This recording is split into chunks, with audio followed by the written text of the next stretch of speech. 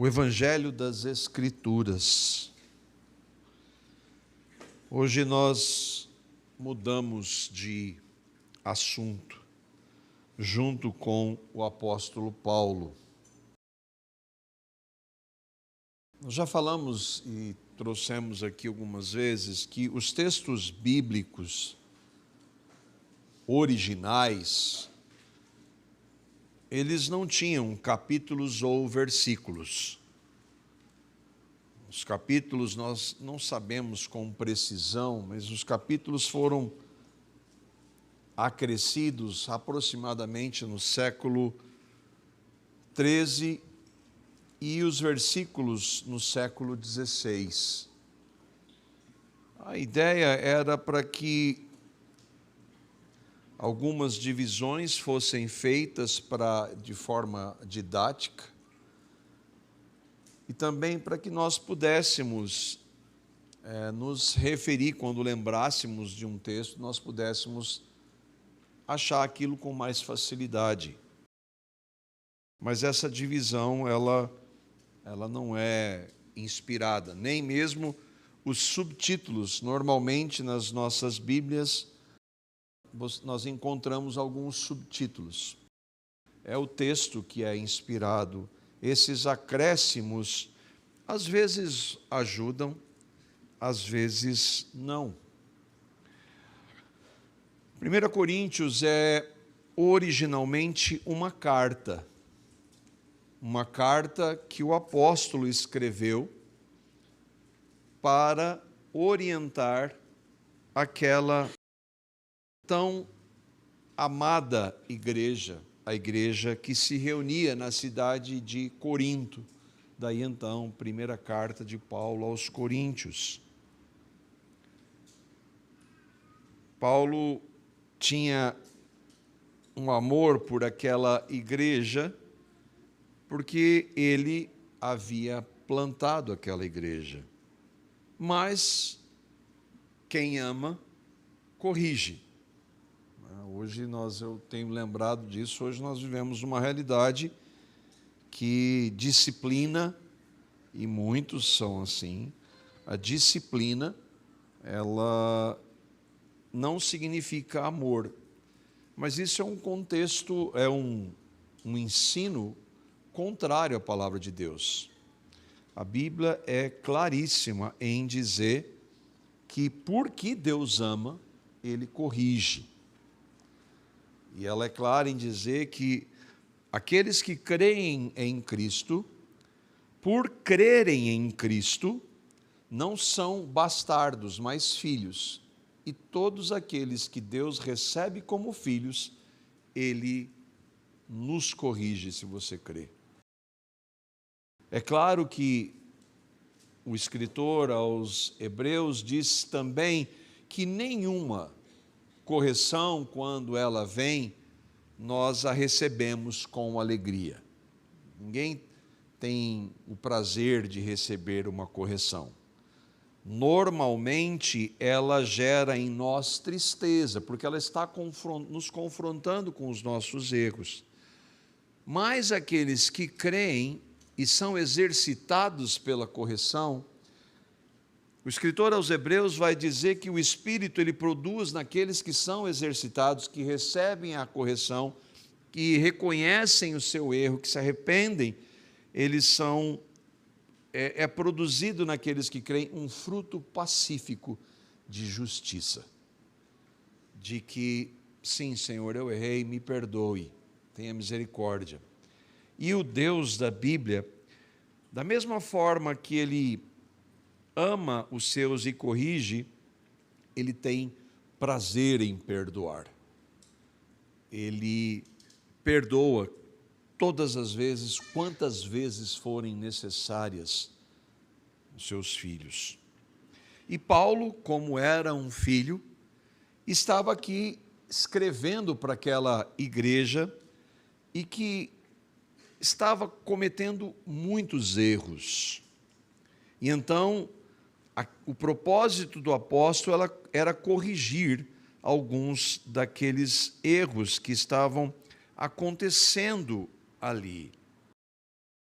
Por vezes, voltando aqui na questão da divisão de capítulos e versículos, algumas vezes isso nos atrapalha, mas aqui nós encerramos o capítulo 14 e agora começa um outro assunto. E nesse caso, nos ajuda. Paulo e ele tratou dos capítulos 12, 13 e 14 sobre os dons, a capacitação que o Espírito Santo dá para aqueles que nasceram de novo, para exercerem os diversos ministérios que o Espírito Santo concede. E agora então ele encerra este assunto e vai tratar com aqueles irmãos de um erro gravíssimo que estava acontecendo ali. Lembra, Paulo considera aquela igreja com as suas várias falhas, igreja, cristãos, havia ali cristãos, mas nem toda a reunião da igreja, nem todos que estão na reunião da igreja são cristãos. E isso acontecia ali em Corinto também. E ele vai tratar com um erro, e nós consideramos, nós às vezes tentamos fazer algumas diferenças entre erros doutrinários e heresia. Erros doutrinários, todos nós estamos sujeitos a cometer. Daí a razão de haver, infelizmente, muitas diferenças entre irmãos evangélicos. Agora, heresia, um erro que se torna uma heresia, aí nega fundamentos da fé. E aí então já não é mais um erro pequeno. Uma heresia tira as pessoas do caminho. Uma heresia crer em uma heresia leva pessoas ao inferno. E lá havia alguns ensinando uma heresia. E é por isso então que esse é um dos mais longos capítulos da Bíblia, do Novo Testamento, em que Paulo vai tratar desse assunto de maneira muito contundente. Às vezes nos parece repetitiva, mas ele vai abordar aqui o tema central do capítulo, que é a ressurreição dos mortos. Nós não vamos entrar propriamente nesse tema hoje, não teremos tempo, mas nós vamos ver que o alvo para Paulo é corrigir alguns que estavam ali negando a ressurreição de Jesus e, por consequência, a ressurreição dos mortos. E ele vai ser muito claro que aqueles que negam que Jesus ressuscitou estão condenados ao inferno. Essa carta é palavra de Deus e nunca, mas nunca mesmo será demais afirmarmos isso. Assim como nós devemos anunciar a todo momento o Evangelho, nós devemos enfatizar a todo momento que este livro é a palavra de Deus. A Bíblia é a palavra de Deus, ela é inerrante, infalível. É a nossa única base, nossa única segurança para sabermos quem Deus é, para podermos conhecê-lo, como podemos conhecê-lo, quais são os seus atributos, quem nós somos, o que agrada a Deus, o que o desagrada. É só a Bíblia, é somente a Escritura. E é por isso que é fundamental que nós sempre lembremos disso. Nós não sabemos a compreensão que Paulo tinha ao escrever esse texto para os irmãos de Corinto. Se ele tinha dimensão de que aquilo ali tudo era palavra de Deus. Mas nós sabemos que ele está escrevendo inspirado pelo Espírito, no sentido de não tinha dimensão do alcance daquilo. Nós estamos lendo um texto que tem 2000 anos. Mas ele tinha compreensão e ele estava escrevendo, inspirado pelo Espírito Santo. Toda a Escritura é divinamente inspirada e Paulo estava escrevendo palavra de Deus. E se é palavra de Deus, não era somente para a igreja de Corinto, mas também para nós que cremos nas Escrituras. Como Paulo vai afirmar no texto que lemos, todo ensino cristão só é cristão se a sua base estiver firmada numa expressão que ele vai dizer, segundo as Escrituras. Segundo as Escrituras. E nós vamos ver que não só ele, mas os demais apóstolos e o Senhor da Escritura vai usar essa expressão algumas vezes.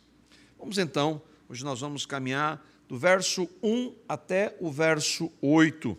1 Coríntios, capítulo 15, verso 1 a 8, diz assim: Irmãos, venho lembrar-vos o evangelho que vos anunciei, o qual recebestes e no qual ainda perseverais. Por ele também sois salvos, se retiverdes a palavra tal como vô-la preguei, a menos que tenhais crido em vão. Antes de tudo vos entreguei o que também recebi, que Cristo morreu pelos nossos pecados, segundo as Escrituras, e que foi sepultado e ressuscitou ao terceiro dia, segundo as Escrituras. E apareceu a Cefas, e depois aos 12. Depois foi visto por mais de 500 irmãos de uma só vez, dos quais a maioria sobrevive até agora, porém alguns já dormem. Depois foi visto por Tiago, mais tarde por todos os apóstolos, e afinal, depois de todos, foi visto também por mim, como por um nascido fora de tempo. Vamos ver então, tentar caminhar versículo a versículo aqui para entendermos. Paulo começa, e lembra, ele encerrou um assunto, e ele então agora está começando um outro assunto. E me maravilha que ele volta a trazer a base para qualquer assunto, que é o que ele diz aqui.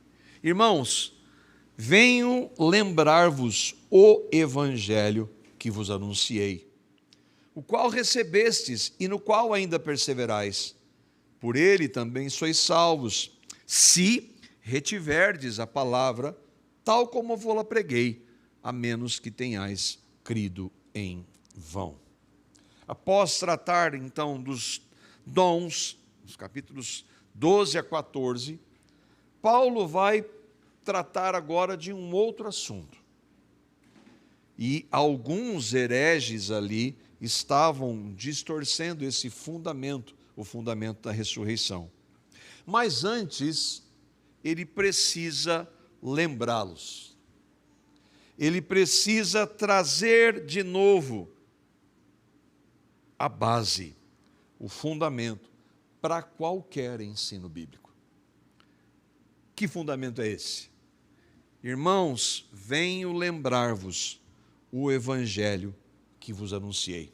No início da carta ele vai dizer assim: nada me propus saber entre vós, senão a Cristo e este crucificado, o evangelho.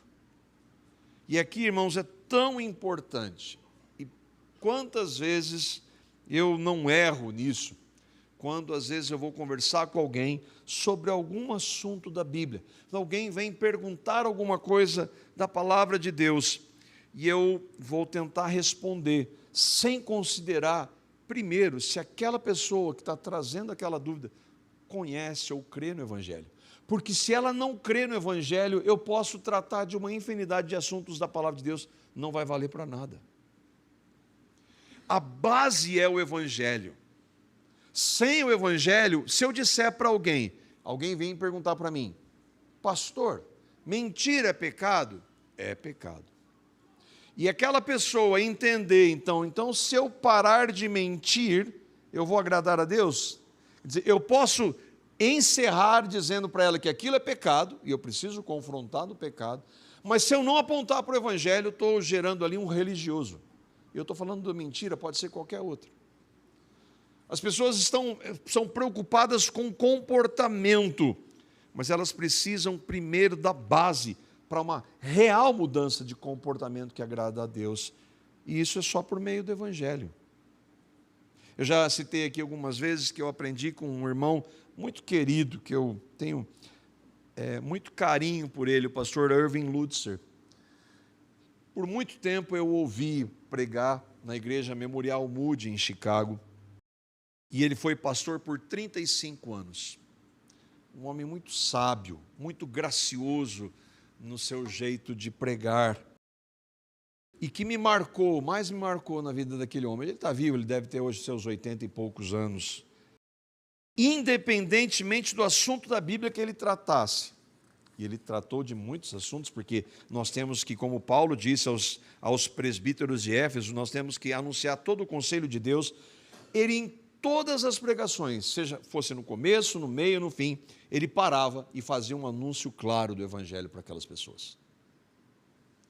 E eu aprendi, não no mesmo nível, e sempre que eu vou pregar, eu coloco aqui na mensagem, em caixa alta, vermelho, escrito Evangelho. Não importa o assunto que a gente esteja tratando, nós precisamos falar do Evangelho. E Paulo está fazendo isso aqui. Paulo está falando, irmãos, eu vou parar um pouco, vou lembrar da base. Por que nós precisamos fazer isso? Porque assim como na igreja em Corinto havia cristãos, ou na reunião da igreja, é importante a gente entender, igreja não é um lugar, não é um espaço. Igreja é o corpo de Cristo. Ele é o cabeça. A igreja são todos aqueles que creram em Cristo. A igreja se reúne em alguns lugares. Aqui, vocês se reuniram recentemente num lugar aberto para celebrar o batismo, não pude ir. A igreja, o local não tem a menor importância. A igreja é o corpo de Cristo. A igreja são aqueles que creram em Cristo. Mas na reunião da igreja, sempre há pessoas que não fazem parte da igreja. Sempre há pessoas que não creram no Evangelho. Elas podem até se parecer, tem algumas práticas, falar o evangeliquez, mas sem terem crido no Evangelho. E um profeta, lembra que Paulo fala dos profetas? Um profeta genuíno, ele tem sempre que pregar o Evangelho. Ele tem sempre que trazer à memória o Evangelho. Nós que cremos no Evangelho, como o irmão Paul Washer dizia, ou diz ainda, né? Ele está vivo ainda. Nós precisamos sempre pregar o Evangelho para nós. Porque nós corremos um grande risco de, na busca pela santificação, acharmos que somos aceitos pela santificação, que somos justificados pela santificação. Não. Nós somos aceitos por Deus pelos méritos exclusivos de Cristo. Nós somos aceitos pelo que Ele fez na cruz. Agora, se eu creio no que Ele fez por mim, Ele vai me santificar. Mas a minha aceitação diante dEle nunca foi pela minha santificação, mas pelo que Ele começou. E por Ele ter me justificado, agora Ele me santifica. E nós precisamos lembrar disso. Eu, pelo menos, preciso lembrar. Às vezes, eu acho que Deus me ama um pouco mais ou menos quando eu acerto ou erro. E aí eu me lembro, eu preciso ser lembrado que eu fui totalmente amado quando Deus deu o seu Filho por mim na cruz. Ele não me ama mais se eu obedecê-lo mais, nem menos se eu errar. Isso é o Evangelho. Essa é a maravilha do Evangelho. E um profeta precisa falar disso. Nós precisamos, sim, falar sobre dons, como vimos, alguns acharam até demais, 7 estudos sobre dom de línguas, liturgia, educação, nós falamos sobre liturgia no último domingo, educação de filhos, casamento, sobre a lei de Deus e outros ensinos da Escritura. Sim, nós precisamos trazê-los. Mas muitas pessoas estão preocupadas com isso e não creem no Evangelho. Ela vai aprender sobre educação de filhos, mas ela não crê no Evangelho. Aquilo não vale nada, aquilo é religiosidade. Pessoas podem ser religiosas evangélicas, elas se dizerem evangélicas, mas não crerem no Evangelho. E esse é o pior de todos os cenários. O Evangelho pode não ser real para elas. E eu espero que esse não seja o seu caso. Você tem convicção absoluta do Evangelho. Se você morrer agora, Você tem certeza para onde você vai? Se você não sabe, muito provavelmente você não sabe o que é o Evangelho. Porque o religioso, ele vai pensar, ixi, mas eu não sei se o quanto que eu acho, quanto que eu atingo. Será que 50% conta para Deus? Não, Deus só conta 100%. 100%. Você nunca deveria ter cometido nenhum pecado, nem pensado, nem falado, nem ouvido algo que tivesse produzido pecado. Ou seja, é impossível. E Deus só exige perfeição. Por isso Ele mandou o Filho dele perfeito. Se nós cremos no que Ele fez, a perfeição dele, a justiça dele nos é concedida por graça. Você crê, você tem convicção do Evangelho? O Evangelho pode não ser real para muitos daqueles que se dizem evangélicos, e eu diria com muito pesar e tristeza, olhando para o cenário da igreja evangélica no Brasil hoje, esse crescimento numérico, eu diria que muitos desses não creem no Evangelho, porque se fossem realmente crentes no Evangelho, esse país, que misericórdia, esse país seria muito diferente. Muito diferente, porque bendita é a nação cujo Deus é o Senhor. Se Ele fosse Senhor dos quase 40% de evangélicos que há, esse país seria diferente. Mas o que é impressionante, né, é que parece que quanto mais cresce o número de evangélicos, pior fica. É muito triste isso. Por que Paulo tinha que lembrar aos coríntios o evangelho que ele havia anunciado? E aqui é muito importante. Eu já falei essa frase e ela é uma bobagem. Pregue o evangelho. Se necessário, use palavras. Se você não usar palavras, você não pregou o evangelho. Porque o evangelho, a fé vem pelo ouvir, e ouvir pela pregação de Cristo. Você precisa falar do que Cristo fez. Não é a sua vida, não é o seu testemunho. Então você está dizendo que a gente pode viver do jeito que a gente quiser? Claro que não. Nós precisamos testemunhar. Mas o nosso testemunho não salva ninguém. O que salva as pessoas? A pregação do Evangelho. Paulo diz assim, eu venho lembrar vocês do Evangelho que eu anunciei, que eu disse, que eu proclamei. Por que ele tinha que anunciar? Porque é pelo Evangelho, pela proclamação do Evangelho, que pessoas são salvas. Eu quero lembrar vocês do Evangelho que eu vos anunciei, porque foi por ele que vocês foram salvos. É claro, ele vai falar que se é que vocês creram de verdade. Por que ele tem que falar do Evangelho? Porque Jesus ordenou isso a todos aqueles que creem. Marcos capítulo 16, versos 15 a 16. O Senhor Jesus ordenou isso, e Paulo está fazendo isso, e nós devemos fazer isso. Jesus disse assim, ide por todo o mundo e pregai o Evangelho, fale do Evangelho a toda criatura. Quem crer e for batizado será salvo, quem porém não crer será condenado. Por que a gente tem que falar do Evangelho? Porque, de acordo com Jesus, o autor do Evangelho, cristãos devem pregar o Evangelho. O Evangelho não é ação social. O Evangelho não é dar dinheiro para quem não tem condição. O Evangelho não é cura. O Evangelho não é prosperidade. O Evangelho é o que Cristo fez na cruz para salvar pecadores. Nós não devemos fazer essas outras coisas? É claro que nós devemos, se nós cremos no Evangelho, nós vamos fazer. Nós somos salvos pela graça para as boas obras, as quais Ele preparou para que nós andássemos nelas, mas não são as boas obras que salvam pessoas, é a pregação do Evangelho. Para que pessoas possam crer, elas precisam ouvir. Jesus fala que, mas não é crer e for batizado?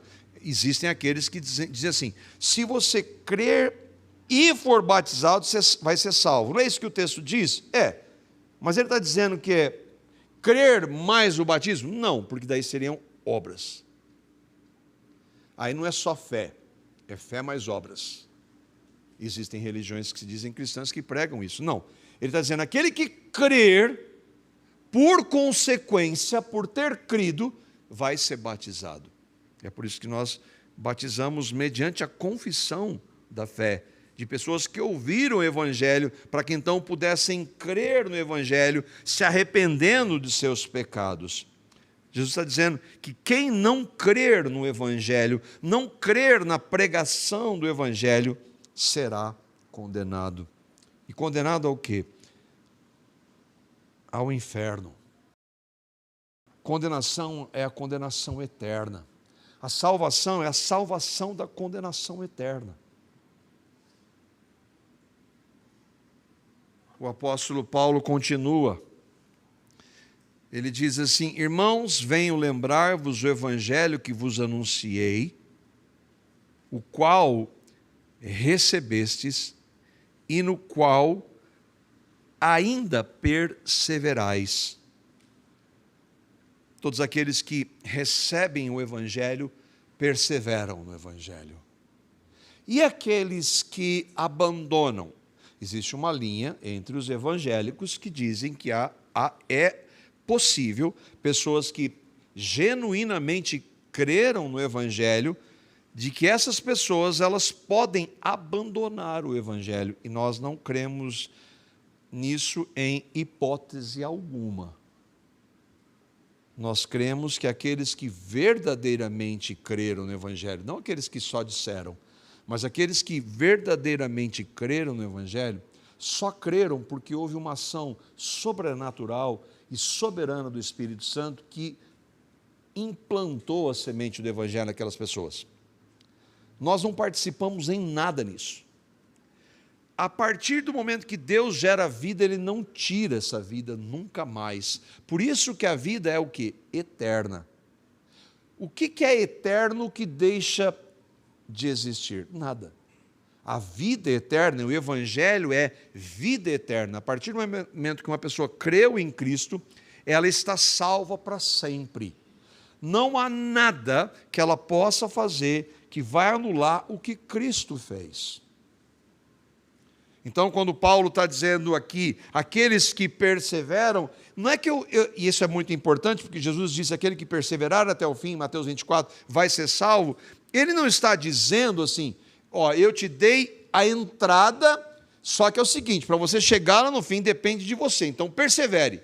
Ele está dizendo assim, aquele que perseverar até o fim, vai mostrar que realmente eu operei uma salvação eterna. Não é que eu tenho que perseverar para ser salvo, mas aquele que foi genuinamente salvo vai perseverar. Ah, não é a mesma coisa? Não, não é a mesma coisa. Um depende de mim, o outro depende daquele que começa e termina. Qual tem mais segurança? Ele começou uma boa obra e ele é fiel para completar. Bom, quem pode... Nós cantamos hoje pela manhã da fidelidade de Deus. Ele é fiel. Fiel a Ele mesmo. Não a nós, a Ele. A fidelidade dele faz com que alguém que Ele deu uma nova vida, Ele vai completar. Ele não vai deixar perder. Jesus não vai deixar tirar da mão dele. Então, nós cremos que pela palavra de Deus, segundo as Escrituras, alguém que realmente foi convertido a Cristo vai perseverar. Mas e aqueles que não perseveram, nunca creram? Eles diziam que criam, e nós não sabemos, nós já vimos isso algumas vezes, inclusive na carta de Paulo aos Coríntios, lembramos de alguns deles, Judas, por exemplo. Os apóstolos não sabiam que Judas nunca creu. Eles achavam que Judas era um crente, ele nunca creu. Paulo também teve pessoas que andaram com ele, que não creram no Evangelho, e nós também não sabemos. O fato é que se alguém que professa abandona, há um indicativo claro de que ela nunca creu. Eu não estou falando de alguém que professa e que tem lutas contra o pecado, e que às vezes é derrotado pelo pecado por algumas vezes, que chora e lamenta os seus pecados. Não estou falando desse, essa é a realidade do cristão. Eu estou falando daqueles que professam crer, mas abandonam. A perseverança dos santos é um indicativo de que uma pessoa foi verdadeiramente salva. E é um alerta, mas não para eu me desesperar, mas para eu descansar e confiar de que o Senhor começou, Ele vai completar. É por isso que Paulo e nós precisamos lembrar do Evangelho. Paulo está dizendo, se vocês receberam e ainda perseveram, isso significa que vocês creram de verdade.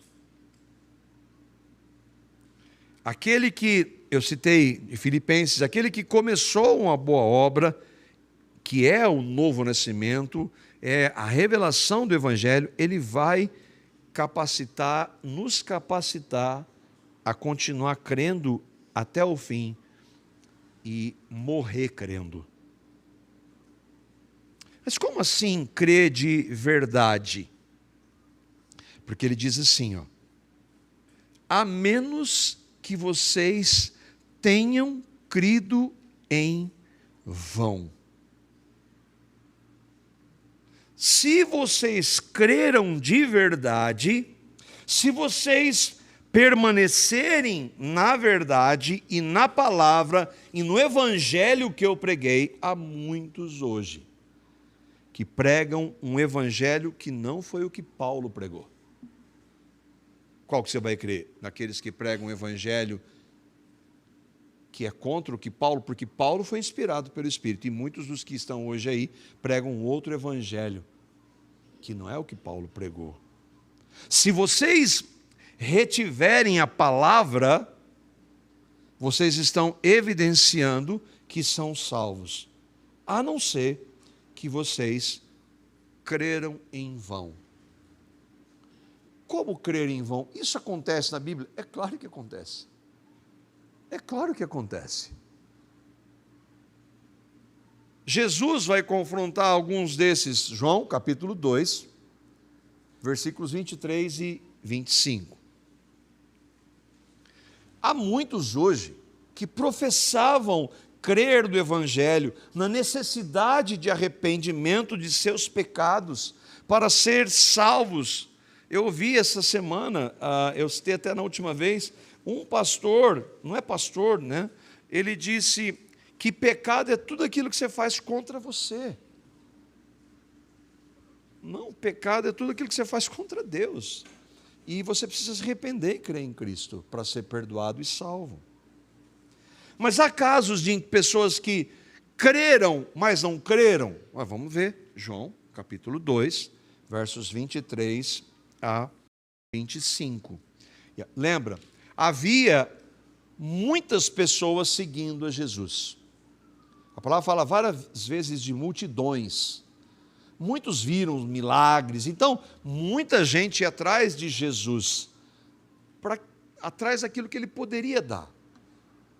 Mas então, o texto de João diz assim: estando ele, Jesus, em Jerusalém, durante a festa da Páscoa, muitos, vendo os sinais que ele fazia, creram no seu nome. Aí, creram. Creu no Evangelho, né? Nasceu de novo. Não. Não onde? O texto continua.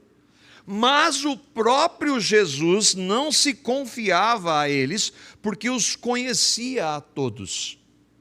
E não precisava de que alguém lhe desse testemunho a respeito do homem, porque ele mesmo sabia o que era a natureza humana. Ele sabe o que era o homem, eles sabem que aquelas pessoas não creram verdadeiramente nele.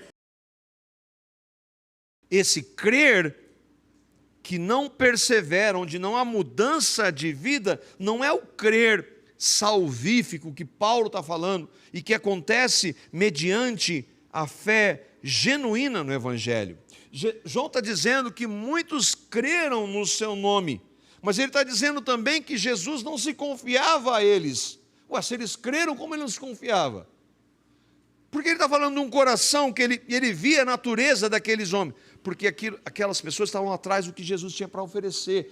E isso, o Evangelho de hoje é esse. O evangelho, entre aspas, muito grandes, é esse. Onde não há chamado ao arrependimento, a proclamação da cruz, da necessidade de crer, de se arrepender, não há. Então, o fato de alguém crer não significa do crer no evangelho, como Paulo assim ensina. De volta lá em 1 Coríntios 15, os versos 3 a 4, então Paulo vai explicar agora o que é o evangelho. Ele falou, eu quero que vocês lembrem do evangelho que eu anunciei para vocês. E que evangelho você anunciou, Paulo? Versos 3 e 4. Antes de tudo, vos entreguei o que também recebi. E aqui é o evangelho. Que Cristo morreu pelos nossos pecados, segundo as Escrituras, e que foi sepultado e ressuscitou ao terceiro dia, segundo as Escrituras. Esse é o evangelho. O evangelho, como eu disse, não... Jesus curava? Sim. As pessoas criam nos sinais? Criam. Mas elas creram no evangelho? Não. O evangelho não são curas. Evangelho não são sinais. Por que Jesus fazia isso? Para que as pessoas pudessem crer? Se as pessoas crescem no evangelho por meio de sinais, todo Israel na época de Jesus teria sido salvo. Porque todo Israel viu o que Jesus fazia. Os sinais não servem para que as pessoas creiam no evangelho, servem para mostrar que ele é o autor do evangelho. Os sinais servem para mostrar quem é o Messias, o Cristo. Mas o sinal não salva ninguém. O evangelho não são bênçãos materiais, como muitos querem anunciar hoje. Prosperidade, triunfalismo, que é uma desgraça. Falsos profetas prometendo que eles não podem dar. E as pessoas, é claro, né? Quem ouve falso profeta? Quem tem coceira no ouvido. Só tem falso profeta hoje porque tem gente querendo ouvir falso profeta. Então, tadinho daquela pessoa, talvez um falso profeta. Não é tadinho, não, ela está ouvindo porque ela quer. Paulo diz isso. Ele diz que nos últimos dias as pessoas teriam coceira nos ouvidos, tendo vontade de ouvir aquilo que elas querem, e por isso então elas se juntariam falsos mestres para ela. Para ela é assim que a gente vê hoje, infelizmente. O evangelho é um fato histórico. Há 2000 anos, Deus se fez homem e morreu em uma cruz. Deus veio na pessoa do Filho. O Cristo se fez homem, o homem Jesus. É um fato histórico, ele morreu e 3 dias depois ele reviveu dos mortos. O evangelho é um fato histórico, não tem nada de metáfora aqui, numa linguagem simbólica, é concreto. Cristo morreu e ressuscitou. Então, é verdade que é um fato histórico, só que é algo pessoal. Cristo morreu pelos nossos pecados. Cristo morreu, e aí você tem convicção de que a morte de Cristo foi por você? História, Jesus morreu, sim, mas aquilo lá é verdade para você? Você crê que naquela cruz, Cristo morreu por você no seu sangue, ele derramou o sangue para perdão dos seus pecados, e na ressurreição ele deu uma nova vida? Você tem convicção disso? Mas eu não sinto, não estou falando de sentir. Nós não sentimos isso, nós cremos. Os nossos sentimentos, eles vêm e vão. Nós não podemos nos basear nos nossos sentimentos. Nossa base é o que? A palavra. A Bíblia diz, e Paulo está dizendo que Cristo morreu pelos nossos pecados. Paulo está se incluindo aqui. Os nossos, aqueles que creram lá na igreja de Corinto, e todos aqueles que creram na história. quando ele crê, ele diz: nossos pecados. Você crê que Jesus morreu pelos seus pecados? Você tem convicção disso? Olha o que Jesus diz, na evidência da pregação do Evangelho, em Marcos capítulo 1, versos 14 a 15.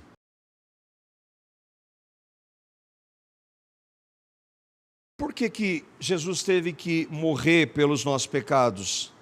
Porque os nossos pecados nos separam de Deus.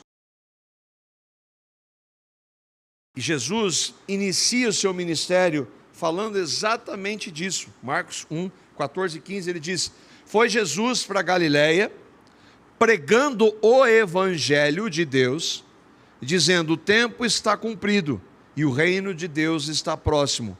Arrependei-vos e crede no evangelho.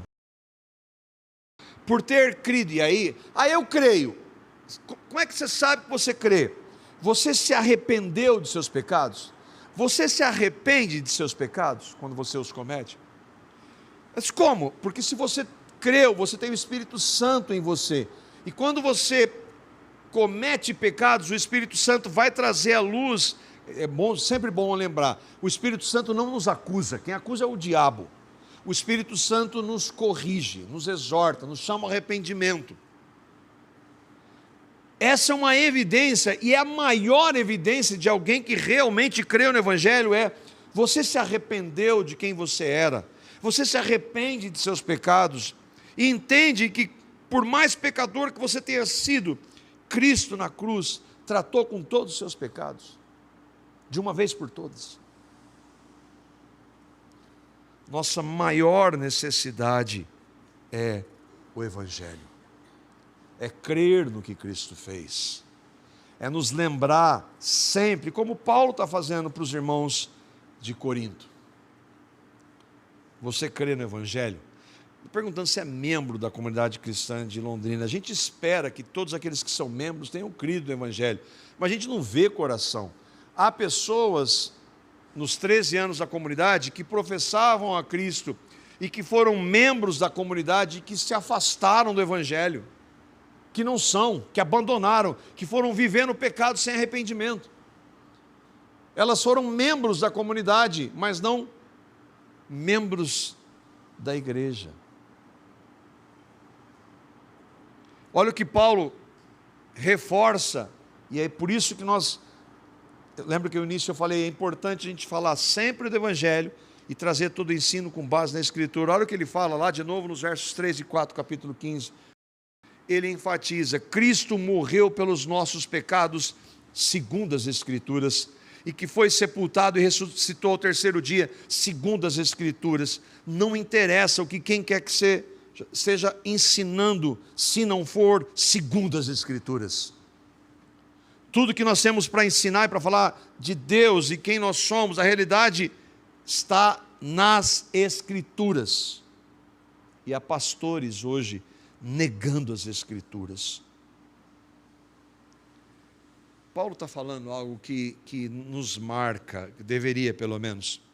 Ele diz que as Escrituras anunciavam a morte e a ressurreição de Jesus por pecadores. Como assim? Paulo está falando das Escrituras, é sempre bom a gente entender, quando Paulo está escrevendo aqui, não havia Novo Testamento. O Novo Testamento que nós temos, na época de Paulo, não existia.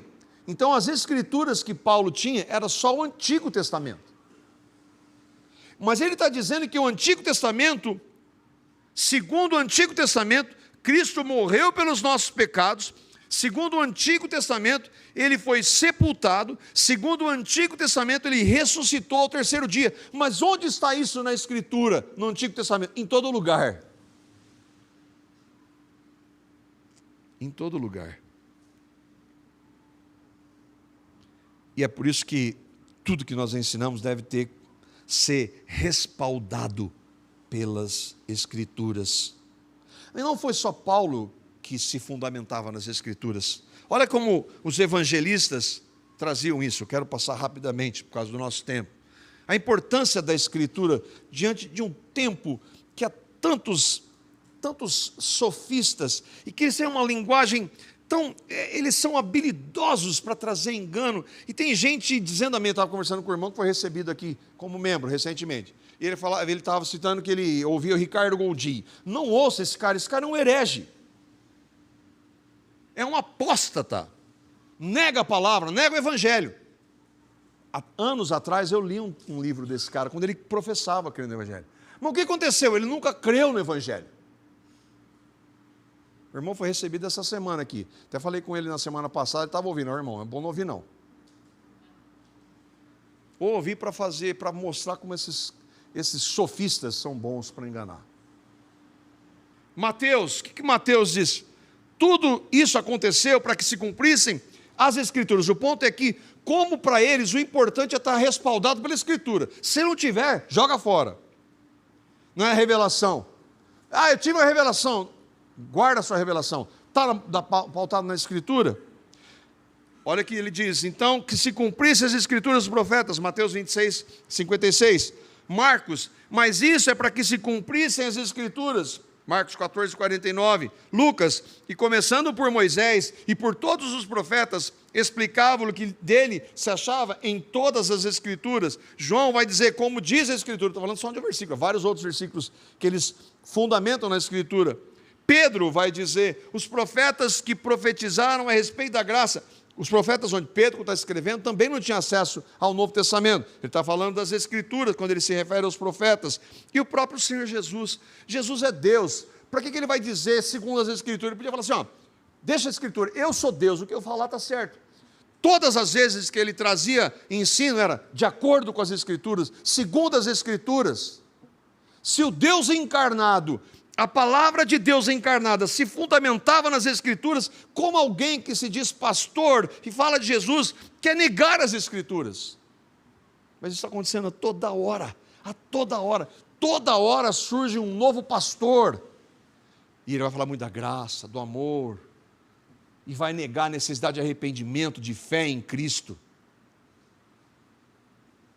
De volta para o texto, segundo as Escrituras, o último texto que Paulo se refere como as Escrituras, em 1 Coríntios, tinha sido escrito aproximadamente 430 anos antes de Cristo. Quando eles falam das Escrituras, o último texto, que é do profeta Malaquias, ele foi escrito 430 anos antes de Cristo. De lá até os escritos dos evangelistas, de Paulo, de Lucas, de Pedro, de João, não tinha mais Escritura. Jesus morreu e ressuscitou no ano 33. Que Escritura então ele está se referindo? E que falava que Jesus morreria por pecadores e ressuscitaria? No Antigo Testamento. No Antigo Testamento. Há várias passagens do Antigo Testamento que professam ou profetizam o Evangelho. Inúmeras. Por exemplo, todas as vezes que nós vemos a respeito de sacrifícios de cordeiros pelos pecados do povo de Deus, para onde eles estão apontando? Para o Cordeiro de Deus que tira o pecado do mundo. São muitos textos. O Flávio está lendo Isaías aqui, e toda vez que ele traz Isaías, a gente está lendo, ele vai mostrar que está apontando para Cristo. E não é só Isaías. Os profetas, a lei e os salmos. O que quer dizer isso? Todos os profetas, a lei e o Pentateuco, e os salmos e todos os escritos poéticos falam de Cristo. Mas vamos lembrar, lá no comecinho então, vamos para a lei, lá no comecinho, bem no comecinho mesmo, Gênesis capítulo 3, verso 21. Se você não crê no Evangelho, você não entende isso. Judeu não entende isso. Judeu ortodoxo nega tudo isso. Mas olha o que nós vemos aqui.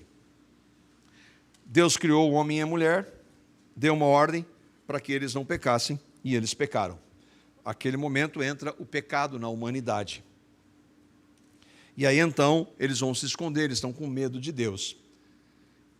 O sacrifício de Cristo faz o que com os nossos pecados? Ele nos cobre dos nossos pecados. Ele nos perdoa. O sangue de Cristo nos purifica.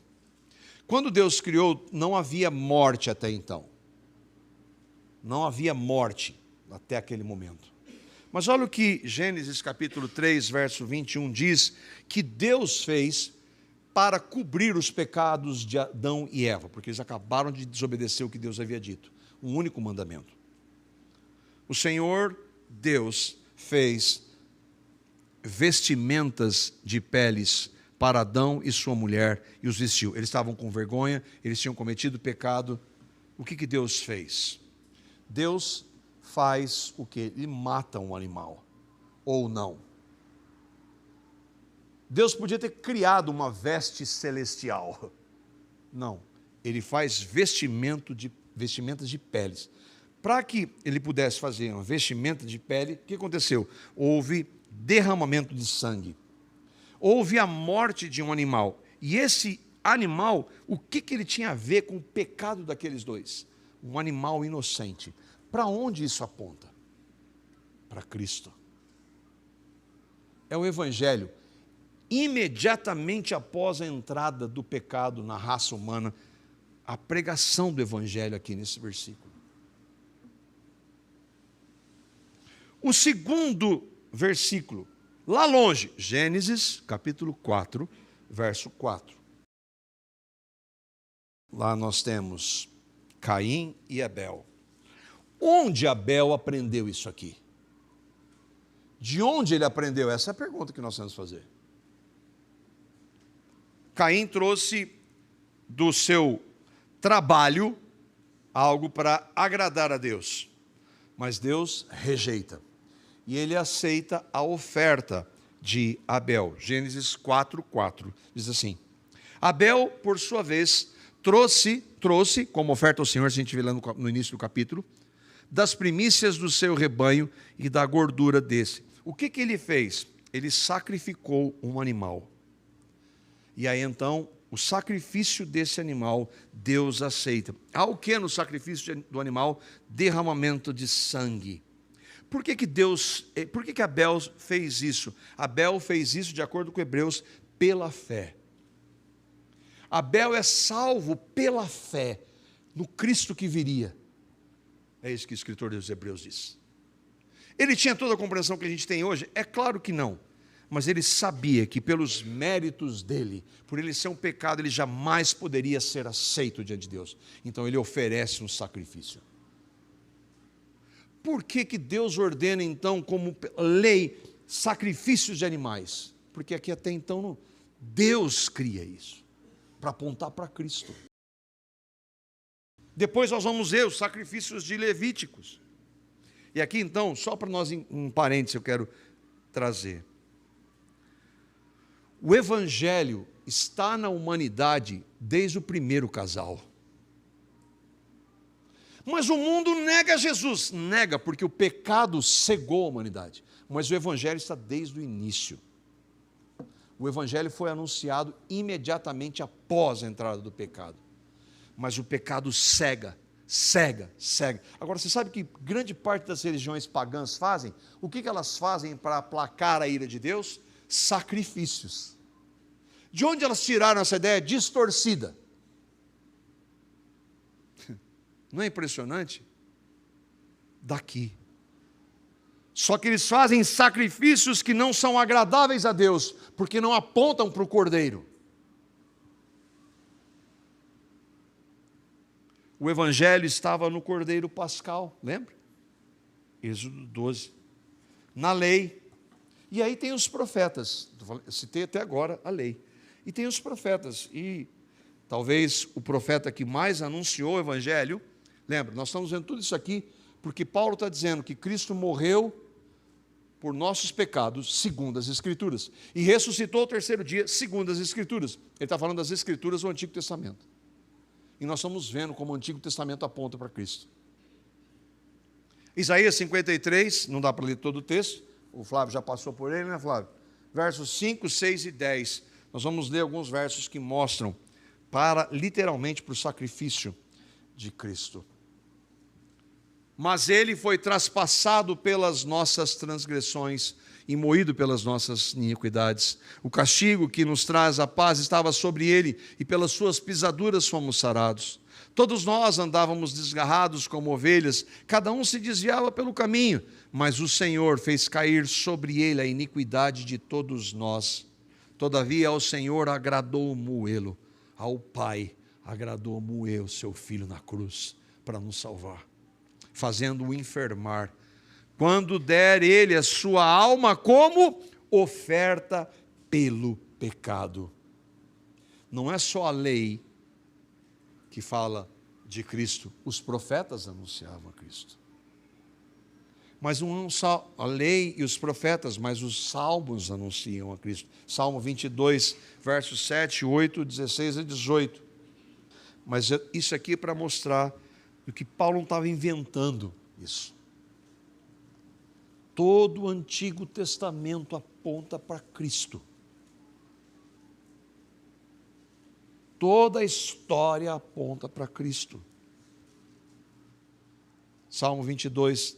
Todos os que me veem zombam de mim. Onde está isso? Quando Jesus está onde? Na cruz. Afrouxam os lábios e meneiam a cabeça. Confiou no Senhor, livre-o, salve-o. Nós vemos isso lá. Isso aqui foi escrito 1000 anos antes. Cães me cercam, não estou falando de animais. Um bando de malfeitores me rodeia. Traspassaram-me as mãos e os pés. Repartem entre si as minhas vestes e sobre minha túnica deitam sortes. De quem o salmista está falando? Salmo 16, verso 10, falando da ressurreição, lembra? O Antigo Testamento, Paulo está dizendo, segundo as Escrituras, fala que Cristo morreu pelos nossos pecados. E não somente isso, que ele ressuscitou. Salmo 16, 10. Pois não deixarás a minha alma na morte. Quem o salmista está profetizando? Cristo, que morreu, ficou 3 dias na sepultura, o seu corpo, mas ele ressuscitou, porque o Pai o ressuscitou. Nem permitirás que o teu santo veja corrupção. Portanto, segundo as Escrituras, no Antigo Testamento, Jesus morreria pelos pecados dos seus, seria sepultado e ressuscitaria. Agora, quem escreveu isso? Quem escreveu isso aqui? 1 Coríntios? Um judeu. Não só um judeu, um fariseu. Pergunte para os fariseus de hoje o que eles creem sobre Jesus. Eles negam Jesus. Eles rejeitam Jesus como Messias. Todos esses textos, pouquíssimos textos que eu trouxe, mostram que é Cristo. Eles não conseguem ver. E aí então eu e você podemos bater no peito. Mas eu consigo? Não. Se Paulo e eu e vocês conseguimos ver, foi só pela graça de Deus. Só pela graça de Deus. Paulo era assassino de cristãos. E não foi simplesmente que ele começou a ponderar, acho que isso está errado, vou crer em Jesus. Não, Deus fez um milagre de converter Paulo. O mesmo milagre que Deus fez em Paulo, um fariseu de fariseus, ele faz para nós, se nós cremos hoje. Sim, um convertido a Cristo, um judeu, como diriam alguns hoje, um judeu messiânico, creu em Cristo. Ele fala com propriedade, porque ele conhecia a lei, e ele queria mostrar para os seus conterrâneos como o Antigo Testamento apontava para Cristo. E por fim, de volta lá, os últimos versículos, e a gente encerra. Ele diz então que Cristo morreu pelos nossos pecados, segundo as Escrituras, ressuscitou ao 3º dia, segundo as Escrituras, e aí então ele vai mostrar. E não só isso, né? Ele vai dizer, e apareceu a Pedro, Cefas, Pedro, e depois aos 12, E depois foi visto por mais de 500 irmãos de uma só vez. Nós não sabemos exatamente, provavelmente no momento onde que ele vai voltar para o céu. Dos quais a maioria sobrevive até agora. 20 anos depois, a maioria daqueles que viram Cristo ressurreto ainda estavam vivos. Porém, alguns já dormem, alguns já tinham morrido. Depois foi visto por Tiago. Tiago, quem é esse Tiago? Irmão de Jesus, filho de José e Maria. Meio-irmão, presbítero na igreja de Jerusalém, que no começo não cria em Cristo. O que aconteceu para ele crer? Um milagre. Depois foi visto por Tiago, mais tarde por todos os apóstolos, e afinal, depois de todos, por mim, que sou o top. É isso que Paulo vai ver, nós vamos ver a próxima, como Paulo fala dele. O maior de todos os apóstolos vai dizer, eu sou o pior. Foi visto também por mim, como por um nascido fora de tempo. Por que Paulo está dizendo isso aqui? Porque o que eu estou pregando aqui é fato. Para crer que Cristo morreu por mim, precisa de um milagre. Mas há evidências históricas de que Jesus morreu e ressuscitou. Para crer que há 2000 anos ele fez isso por mim hoje, em 2025, é um milagre. Mas Paulo está querendo dizer assim, isso é um fato histórico inegável. Porque a fé, ainda que nós não precisemos de evidências para crer, porque a fé que nós cremos é verdadeira, ela é evidenciada. 500 irmãos viram, Tiago, muitos ainda estavam vivos, comprovando o que Paulo estava ensinando. Eu quero deixar claro para vocês, Jesus ressuscitou dentre os mortos, e é por isso então que ele vai bater forte naqueles que estavam lá na igreja, dizendo que não há ressurreição de mortos. Não havia. E é o que ele vai enfatizar em todo o capítulo 15, e nós vamos ver. E as implicações para nós? Quais as implicações da ressurreição dos mortos? Jesus morreu e ressuscitou, isso vai acontecer conosco também. Pode ser que não, se ele voltar quando a gente estiver vivo, mas tem implicações maravilhosas para nós. O que a gente poderia aplicar, irmãos? Primeiro, pregue sempre o evangelho. Se você for conversar com um religioso, ele quiser saber sobre isso, aquilo de religião, fala, deixa eu falar, para um pouquinho só falar do evangelho para você, depois a gente conversa sobre isso, e prega o evangelho. Fala do que Cristo fez. Fala o que Paulo diz. Olha, é o seguinte, a palavra de Deus diz que Cristo morreu por pecadores, e você é um pecador. Não morreu por todos nós, não. Você é um pecador. E você precisa crer no que Cristo fez. Que Ele ressuscitou para te dar uma nova vida. E que na morte dele, Ele o incluiu para que você morresse com Ele. Se você crê, aí sim pode dizer, Cristo morreu pelos meus pecados. Pregue o evangelho. Anuncie, fale do que Cristo fez. E outra, jamais nos esqueçamos, irmãos, nossa base é o segundo as Escrituras. Tudo que nós temos que falar tem que ter como base a palavra de Deus.